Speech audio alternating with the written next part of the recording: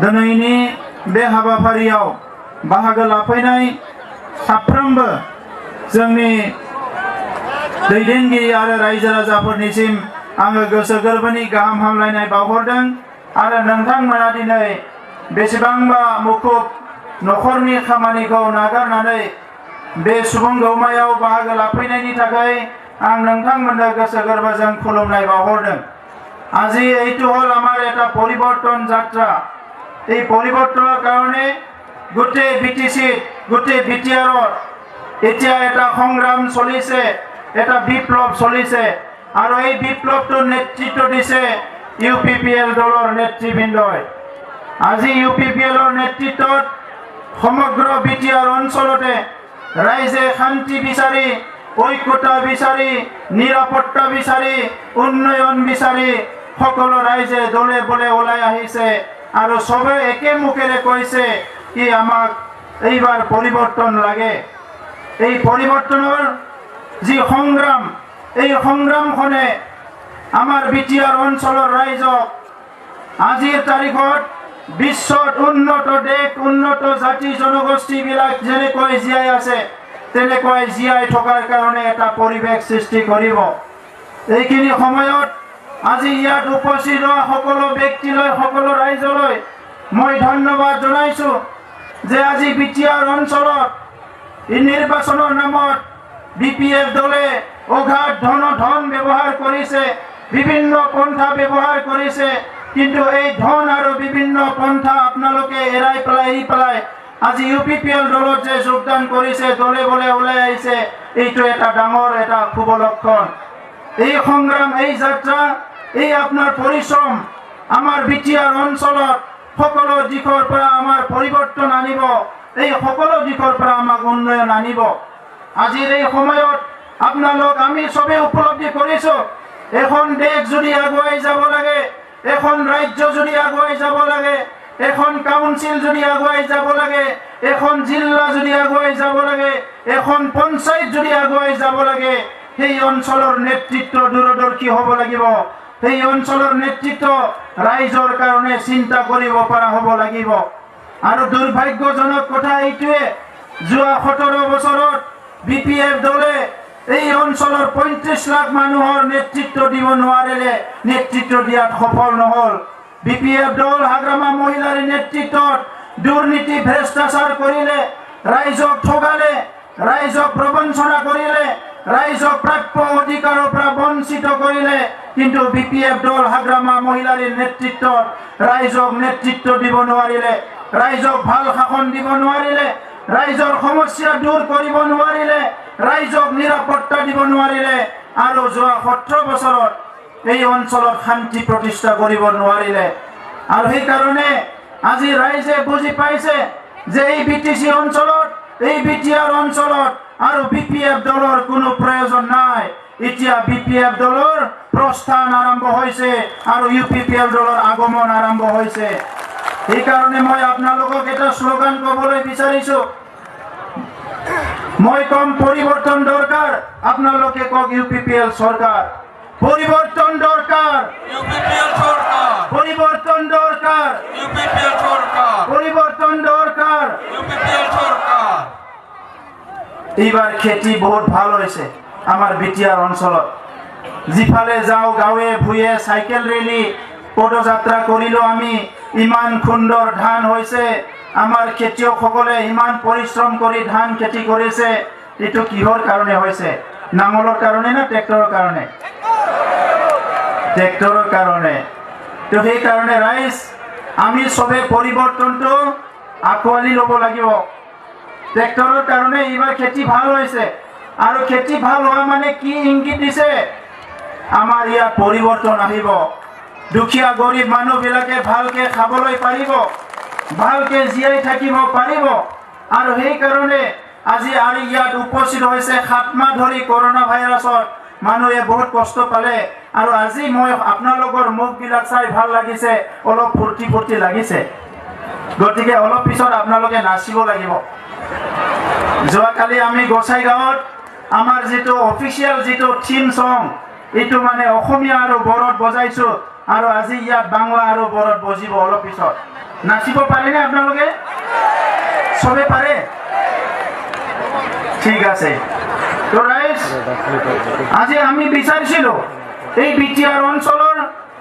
3082খন গাঁৱৰ প্ৰত্যেকটো গাঁৱৰ সমস্যা দূৰ হ'ব গৰীব মানুহৰ সমস্যা দূৰ হ'ব সবে সুখ আৰু শান্তিৰে জীৱন নিৰ্বাহ কৰিব পাৰিব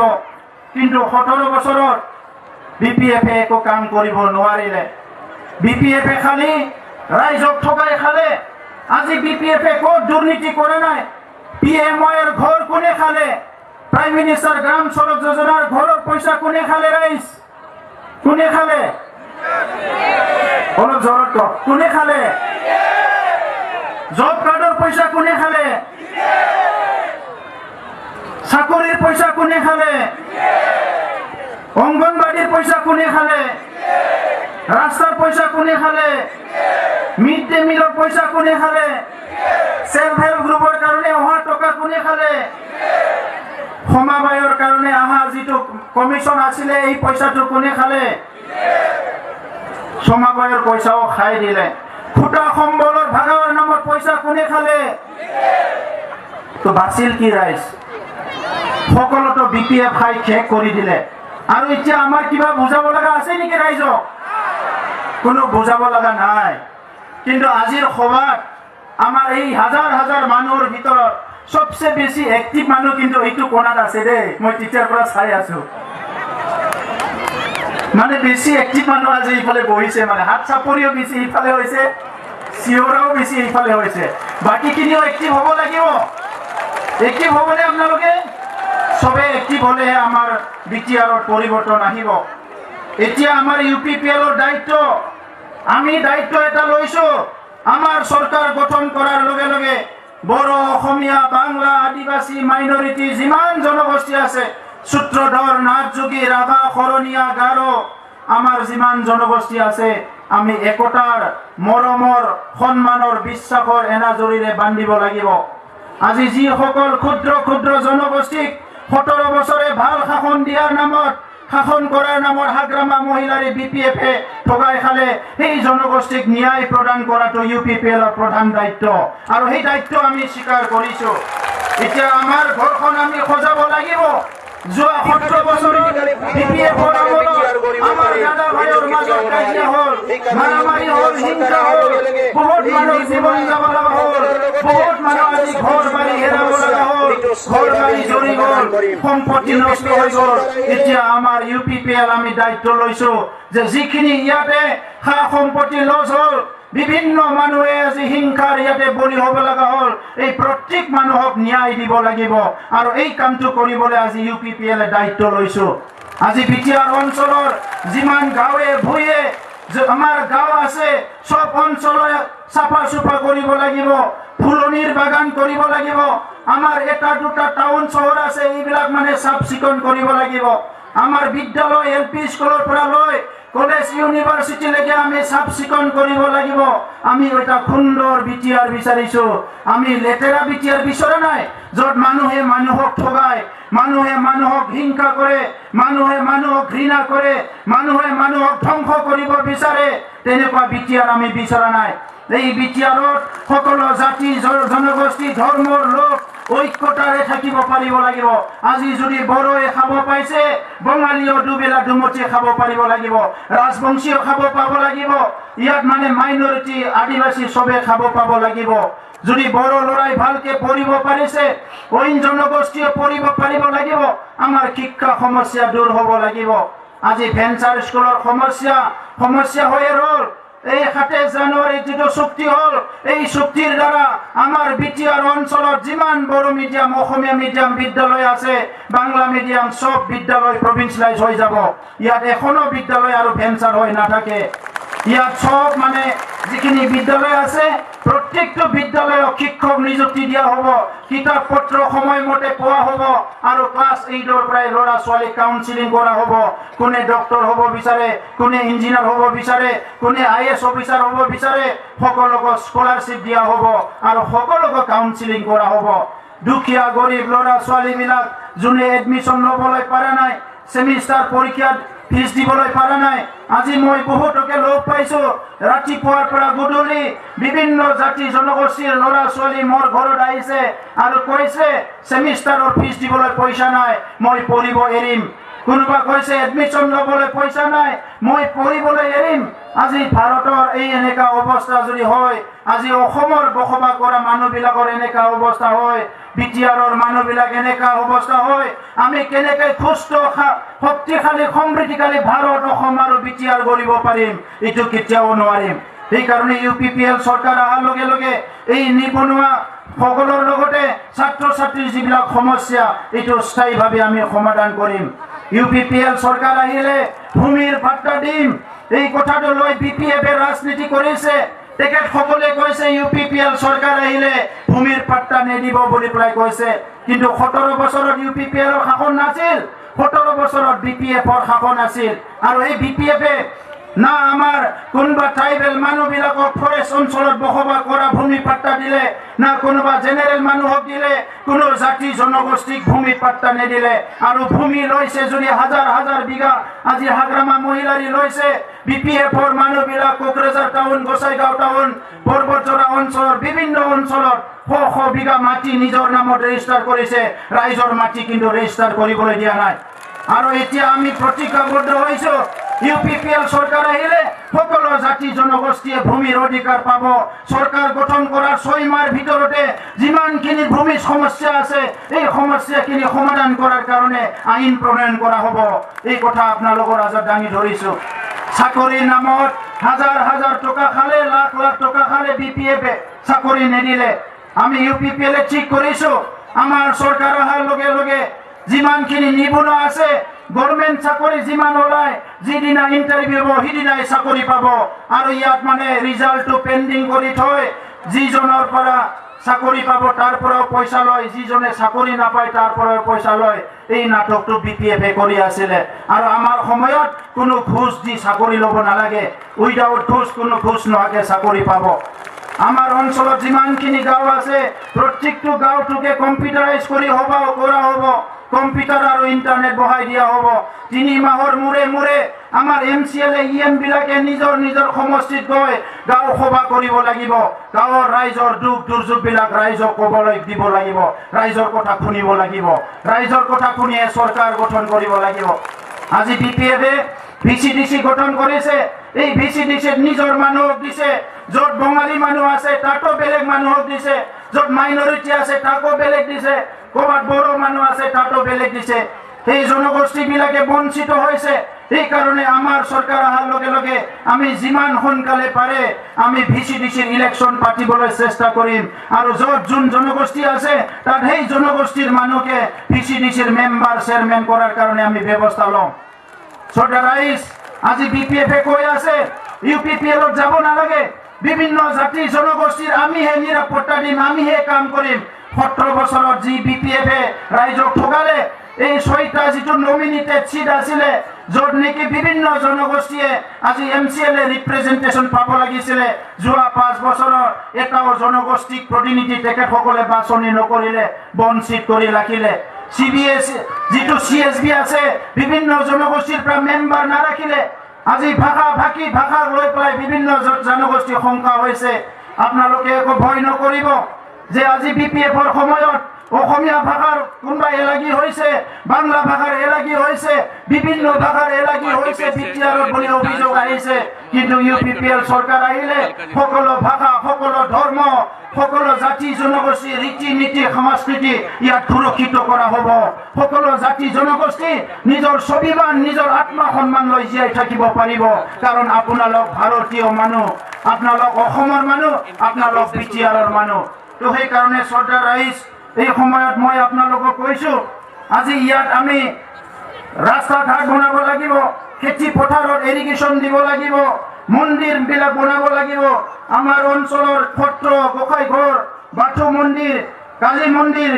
সব মানে সমস্যাবিলাক আজি যিটো আছে, এটাও মন্দিৰ যোৱা 17 বছৰত ভাল কৰা নহ'ল। আৰু আমাৰ চৰকাৰ আহিলে এখন গাঁৱৰ সৌন্দৰ্য বঢ়াব লাগিব। লগে লগে সুখ শান্তিৰ কাৰণে ৰাইজে সদায় ঈশ্বৰৰ ওচৰত যায়, আৰু সেই ঈশ্বৰক স্মৰণ কৰা যি মন্দিৰটো যদি ভাল নহয় ৰাইজে বহুত দুখ পায়। আমি গাঁৱে গাঁৱে ঘূৰিছো প্ৰত্যেকটো গাঁৱতে কৈছে আমাৰ দুৰ্গা মন্দিৰ বনাই দিব লাগে আমাৰ কালী মন্দিৰ বনাই দিব লাগে আমাৰ বাথৌ মন্দিৰ ব্ৰহ্ম মন্দিৰ আমাৰ গীৰ্জা আমাৰ মছজিদ এইবিলাক যিটো আমাৰ ৰাইজে বিচাৰি আছে এই প্ৰত্যেকটো কাম আমি ৰাইজৰ স্বাৰ্থত কৰি দিব লাগিব কাৰণ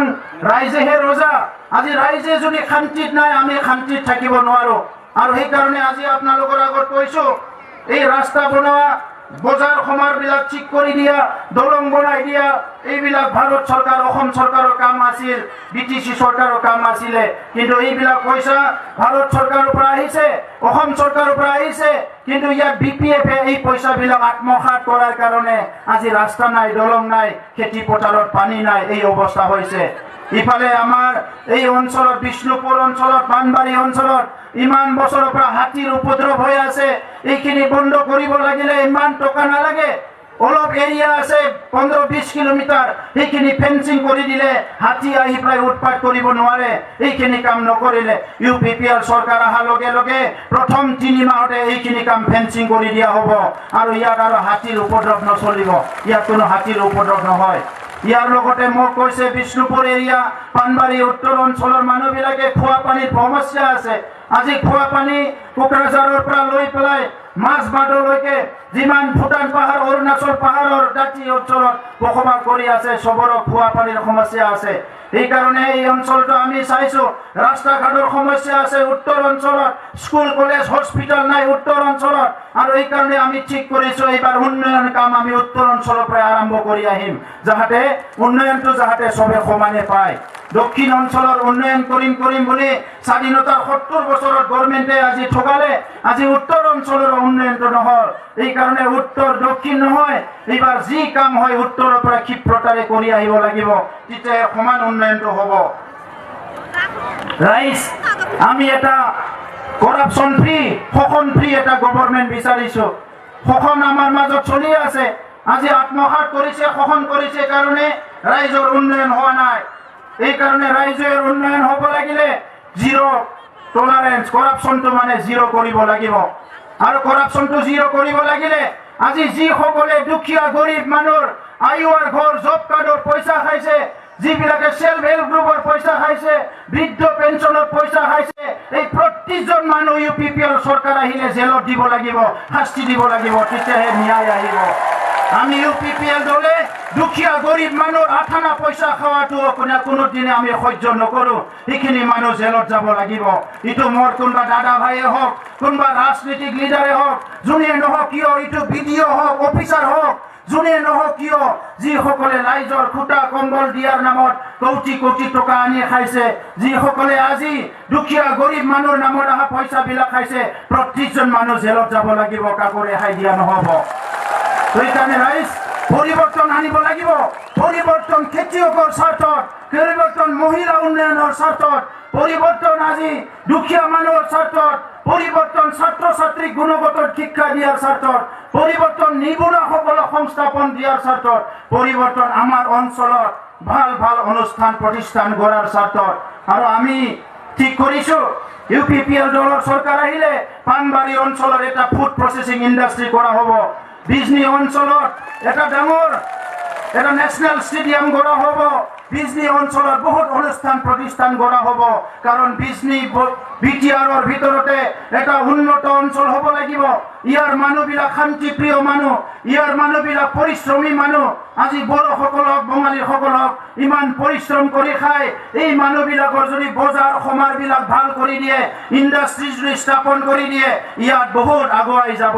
আৰু এইখিনি কাম আমি ইউপিপিএলে দায়িত্ব লৈছো তো সদা ৰাইজ মই বেছি দীঘলীয়া ভাষণ ৰাখিব বিচৰা নাই আজি দুৰ্নীতিৰ সদাগৰ হাগ্ৰামা মহিলাই আৰু সময় উকলি গৈছে ইয়াত হাগ্ৰামা মহিলাৰ যাদু নচলে আৰু ইতিমধ্যে সবে হাগ্ৰামা মহিলাৰ বাদ দিছে হাগ্ৰামা মহিলাৰ এতিয়া নতুন নতুন বন্ধু বিচাৰি ফুৰিছে কেতিয়াবা কংগ্ৰেছৰ লগত কেতিয়াবা কাৰোবাৰ লগত দিনে ৰাতি মিটিং কৰিবলৈ ওলাইছে কাৰণ হাগ্ৰামা মহিলাৰী দুৰ্নীতি অপশাসনৰ কাৰণে এটা সময়ত কংগ্ৰেছে বাদ দিছিলে হাগ্ৰামা মহিলাৰী দুৰ্নীতি অপশাসনৰ কাৰণে আজি বিজেপিও বাদ দিবলৈ গৈ আছে এই হাগ্ৰামা মহিলাৰী যিটো কৰাপশন দুৰ্নীতিৰ সদাগৰ এইটো যদি বেছিদিন আমাৰ ইয়াত চৰকাৰ কৰি থাকে তেনেহ'লে এই হিংসাত্মক পৰিৱেশ কেতিয়াও শান্তি ঘূৰি নাহিব এই কৰাপশ্যন কেতিয়াও বন্ধ নহ'ব দুখীয়া গৰীব মানুহ সদায় দুখীয়া গৰীব হৈ থাকিব লাগিব এই কাৰণে যিমান সোনকালে পাৰে বিপিএফ আৰু হাগ্ৰামা মহিলাৰীক আমাৰ এই বিটিআৰ অঞ্চলৰ পৰা বিদায় দিব লাগিব ৰাইজ এই কাৰণে আপোনালোকে সজাগ হওক টকা পইচা একো দিব নালাগে কাকো ভয় কৰিব নালাগে এইখন গণতান্ত্ৰিক দেশ এই গণতান্ত্ৰিক দেশত আমাৰ সবৰ অধিকাৰ আছে আমাক নিৰাপত্তা দিব লাগিব চৰকাৰে আজি ইউথ বিপিএফ বিলাকক কেম্প বান্ধি হাগ্ৰামাই থৈ দিছে আৰু ইহঁতক কৈছে মদ খা মাংস খা আৰু মাৰামাৰি কৰ যোৱা 17 বছৰত এইটোকে কৰি আছে আৰু আজি আমি ইউপিপিএলে কৈছো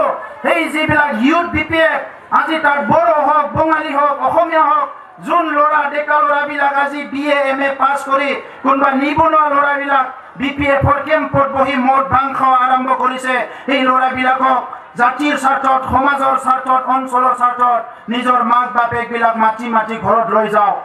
আৰু নহ'লে আমিও আহ্বান কৰিছো এনেকুৱা আমি যুৱ প্ৰজন্মক ধ্বংস হ'ব দিব নোৱাৰো আমাৰ যুৱ প্ৰজন্ম এতিয়া খেতি কৰিব লাগিব এতিয়া কম্পিউটাৰত কাম কৰিব লাগিব ডিজিটেল শিকিব লাগিব ব্যৱসায় কৰিব লাগিব উচ্চ শিক্ষা ল'ব লাগিব সমাজ গঢ়িব লাগিব খেল জগতত যাব লাগিব সাংস্কৃতিক যাব লাগিব সুস্থ এটা সমাজ গঢ়াৰ কাৰণে আমাৰ ছাত্ৰ ছাত্ৰী যুৱকসকলক আমি তৈয়াৰ কৰিব লাগিব আৰু সেই যুৱকসকলক লৈ পেলাই এতিয়া বিপিএফে যোৱা 17 বছৰে তেখেতসকলে আজি যুৱকসকলৰ জীৱনক লৈ পেলাই খেলি আহিছে আৰু এই যুৱকসকলক আমি উদ্ধাৰ কৰিব লাগিব তেখেতসকলৰ জীৱন আছে মাক বাপেক আছে তেখেতসকলৰ সম্পত্তি আছে এইটো বাচাব লাগিব কাম কৰিব লাগিব আৰু যুৱকবিলাকক আজি ইউথ বিপিএফৰ কেম্পে ৰাখি মদ ভাং খুৱাই যি মাৰামাৰি কৰিবলৈ শিকাইছে এইটো আমাৰ অঞ্চলত আৰু হ'ব দিব নোৱাৰে এইকাৰণে ৰাইজ সজাগ হওক কোনো কাকো ভয় কৰিব নালাগে আমি কাকো মাৰিব নালাগে হিংসা কৰিব নালাগে কিন্তু আমাৰ অঞ্চলত আৰু যাতে কোনো হিংসা কৰিব নোৱাৰে ইয়াৰ কাৰণে সবে সাজু হওক কোনোবা হিংসা কৰে যদি বিটিআৰৰ বাহিৰত যাই হিংসা কৰক কিন্তু বিটিআৰ অঞ্চলত চিৰদিনৰ কাৰণে আমি হিংসা বিদায় দিছো এতিয়া শান্তিৰ বিটিআৰ গঢ়িব লাগিব মৰম স্নেহ বিশ্বাসেৰে জীয়াই থাকিব লাগিব সকলোৰে ভাষা সংস্কৃতি জীয়াই থাকিব লাগিব এই কথাখিনি আপোনালোকৰ ওচৰত কলো বিটিআৰ একৰ্ড বেয়া হৈছে বুলি কৈছে বিটিআৰ একৰ্ড উত্তৰ পূৰ্বাঞ্চলৰ এই সময়ত হোৱা একৰ্ড বিলাকৰ ভিতৰত ভাৰতৰ ভিতৰত এটা শ্ৰেষ্ঠ একৰ্ড বুলি ক'ব লাগিব ইয়াত আমি ইউনিভাৰ্চিটি পাইছো মেডিকেল কলেজ পাইছো নেশনেল ষ্টেডিয়াম পাইছো NIT পাইছো বিটিআৰ একৰ্ডত ইমানখিনি আমি পাইছো আজি কমসে কম 50,000 কোটি টকাৰ ইয়াত অনুষ্ঠান প্ৰতিষ্ঠান আছে আৰু সেইটো যদি UPPL চৰকাৰ আহি এই ইঞ্জিনিয়াৰিং কলেজ মেডিকেল কলেজ বিলাক স্থাপন কৰিব পৰা যায় অহা 5 বছৰত উত্তৰ পূৰ্বাঞ্চলৰ যিকোনো ৰাজ্যতকে আমাৰ বিটিআৰ সবচেয়ে ওপৰত হ'ব আৰু এই বিটিআৰটো আজি নিজে হাতেৰে চুক্তি কৰিব নোৱাৰাৰ কাৰণে আজি হাগ্ৰামা মহিলাৰী ডাঙৰীয়াই বিটিআৰ চুক্তি ভাল নহয় অমুক নহয় তুমুক নহয় বুলি কৈ আছে কিন্তু বিটিআৰ চুক্তি এই অঞ্চলৰ ৰাইজৰ শান্তি আৰু প্ৰগতিৰ এটা চুক্তি এই চুক্তিত সকলো জনগোষ্ঠীৰ আচৰণে আছে ইয়াত শিলাৰায়ৰ কাৰণে আছে ইয়াত ভূপেন হাজৰিকাৰ কাৰণে আছে ইয়াত বিবেকানন্দৰ কাৰণে আছে ইয়াত বিৰছা মুণ্ডাৰ কাৰণে আছে সকলো জনগোষ্ঠীৰ কাৰণে এই চুক্তিত কিবা নহয় কিবা আছে আৰু এই কথাটো লাজ পাই পেলাই আজি হাগ্ৰামা মহিলাৰী আৰু বিপিএফে আজি এই কথাটো কৈ আছে কি বিটিআৰ চুক্তি ভাল নহয় বিটিআৰ চুক্তি সৰ্বশ্ৰেষ্ঠ এটা ভাল চুক্তি এই চুক্তিক আমি ৰূপায়ণ কৰিম এই অঞ্চলৰ ৰাইজৰ শান্তি আনিম তো এইখিনি কথাই ক'লো